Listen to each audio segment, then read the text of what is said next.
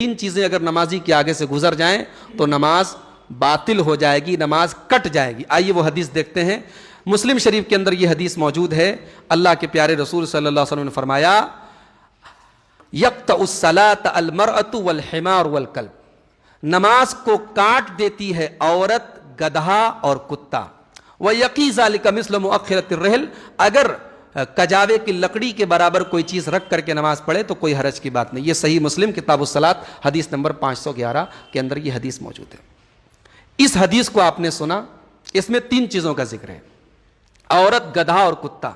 دوسری حدیثوں میں وضاحت ہے کہ عورت سے مراد جوان عورت ہے، بالغ عورت ہے، اور کتے سے مراد کالا کتا ہے۔ لہٰذا نارمل کتا اگر گزرا نماز باطل نہیں ہوگی، چھوٹی لڑکی گزری نماز باطل نہیں ہوگی، لیکن اگر جوان عورت نمازی کے آگے سے گزر جائے نماز باطل ہو جائے گی، اگر کالا کتا گزر جائے نماز باطل ہو جائے گی۔ اس حدیث سے ایسا ہی معلوم ہو رہا ہے۔ اب ایک اور حدیث دیکھیے، حضرت عائشہ کہتی ہیں، ان کے سامنے یہ بات بیان کی گئی کہ کتا، گدھا اور عورت کے گزرنے سے نماز باطل ہو جاتی ہے، تو حضرت عائشہ نے کہا شبہتمونا بالحمر والکلاب، کتنے بڑے افسوس کی بات ہے کہ تم لوگوں نے ہمیں کتوں اور گدھوں کے ساتھ ملا دیا۔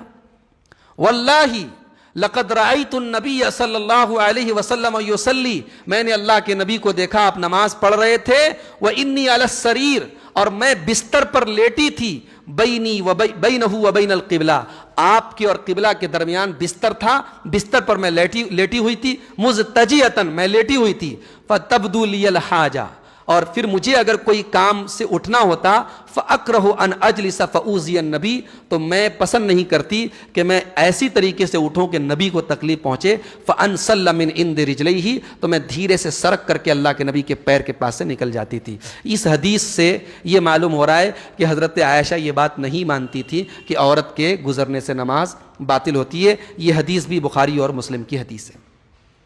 اب بظاہر لگ رہا ہے دونوں حدیثوں میں ٹکراؤ۔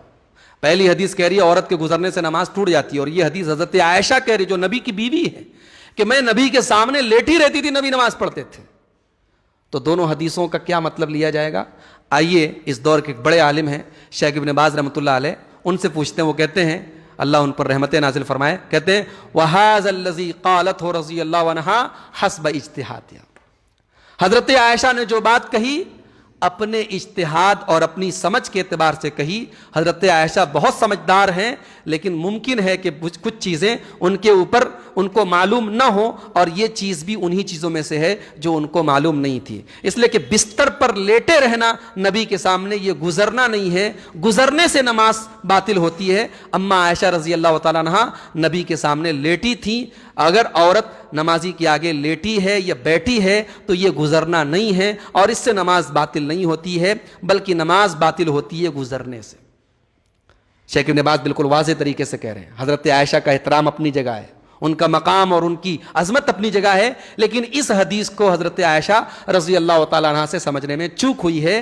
انہوں نے جو دلیل دی ہے کہ میں لیٹی رہتی تھی، لیٹنا ایک الگ چیز ہے، گزرنا ایک الگ چیز ہے۔ اللہ کے نبی نے گزرنے پر نماز باطل ہونے کی بات کہی ہے۔ اس کے بعد شیخ ابن باز کہتے ہیں اما عائشہ رضی اللہ عنہا پر یہ چیز مخفی رہ گئی، وَكَلَامُ النَّبِيِّ صلی اللہ علیہ وسلم مُقَدَّمٌ عَلَيْهَا، نبی کا کلام مقدم رکھا جائے گا۔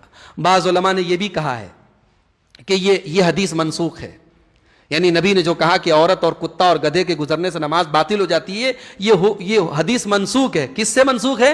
کہا کہ ایک دوسری حدیث ابو داؤد کے اندر اللہ کے نبی نے فرمایا کہ لا یقطع الصلاۃ شیء، نماز کو کوئی چیز کاٹتی نہیں ہے، لیکن وہ حدیث صحیح نہیں ہے۔ اور ہم جب منسوخ بولتے ہیں کہ فلاں حدیث منسوخ ہے، تو منسوخ ہونے کے لیے ایک شرط ہے۔ شرط کیا ہے؟ کہ جو حدیث منسوخ ہے وہ پہلے کی ہونی چاہیے، اور جس حدیث کے ذریعے وہ منسوخ ہوئی ہے وہ بعد میں ہونی چاہیے، یعنی دونوں کی ڈیٹ معلوم ہونی چاہیے، جو دونوں کی تاریخ معلوم ہونی چاہیے، تب پروف ہوگا کہ ہاں یہ حدیث منسوخ ہے، اور یہاں ایسی کوئی بات موجود نہیں ہے۔ لہٰذا صحیح بات یہی ہے دلائل کی روشنی میں کہ نمازی کے آگے سے اگر ان تین چیزوں میں سے کوئی چیز گزر جاتی ہے نماز باطل ہو جائے گی، اور نمازی کو اپنی نماز دہرانی پڑے گی۔ آخری بات کہ اگر امام صاحب اپنے آگے سترہ رکھ کر کے نماز پڑھ رہے ہیں تو مقتدیوں کا سترہ، امام کا سترہ مقتدیوں کے لیے کافی ہے۔ اگر آپ کہیں پر گئے اور امام کے آگے سترہ رکھا ہوا ہے اور کسی ضرورت سے آپ کو صفوں کے بیچ میں سے نکلنا پڑے، آپ نکل کے جا سکتے ہیں، اس لیے کہ امام کا سترہ مقتدیوں کے سترے کے لیے کافی ہے۔